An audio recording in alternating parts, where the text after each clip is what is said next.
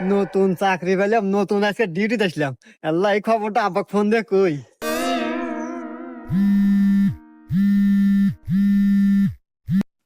হ্যাঁ বাজান। হ্যালো আব্বা। আব্বা, আমি নতুন চাকরি পাচ্ছি, পুলিশের চাকরি পাচ্ছি। কই? তুই কি করিস বাজান? তুই পুলিশের চাকরি পাচ্ছু? হ্যাঁ, আমার শুনে আত্মাটা জুড়ে গেল বাজান। আমার কত স্বপ্ন ছিল তুই একটা চাকরি করবি, সরকারি চাকরি করবি। যাক বাজান, আমি খুব খুশি হয়েছি বাজান তুই চাকরি পাচ্ছু। আব্বা, ওই আমাদের বাড়ির পাশে যে টয়লেট মোড় আছে না, রাস্তা, এই রাস্তায় আজকে আমি ডিউটি করতেছি, তুমি আসো দেখা হয়ে যাও। বাজান আমি এই সময় কিভাবে যাবো আমি বুঝতেছি না তো।